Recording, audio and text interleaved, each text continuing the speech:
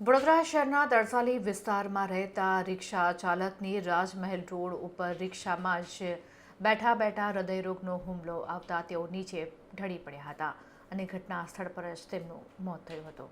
વડોદરા શહેરના તરસાલી વિસ્તારમાં આવેલા વિશાલનગરમાં રહેતા 50 વર્ષીય શૈલેષભાઈ વ્યવસાય રિક્ષા ચાલક હતા। તેઓ સવારે રિક્ષા લઈને ઘરેથી નીકળ્યા હતા ત્યારે રાજમહેલ રોડ ઉપર મુસાફરની રાહ જોઈને રિક્ષામાં બેઠા હતા। દરમિયાન તેઓને અચાનક હૃદયરોગનો હુમલો આવતા તેઓ રિક્ષામાંથી નીચે પડી ગયા હતા।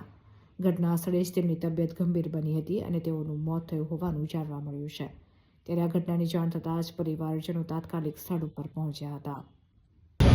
હવે કલાક પહેલાં કુમેદાન નાકાના ફર્યા પર આ ભાઈ બેઠા હતા ને અમે સામે જ બેઠા હતા ને બેઠા બેઠા ભાઈને એટેક આવી ગયો રિક્ષામાં। અમે 108ને જાણ કરી, પોલીસને જાણ કરી। 108 આવી તો 108એ જોયું તો ડેડ થઈ ગઈ છે ને તપાસ કરતા ભાઈ વિશાલનગર તરસાલી અંબા માતાના ચોકમાં રહી છે। આમને લગભગ કલાક દોઢ કલાક પહેલાં બનાવ બન્યો છે।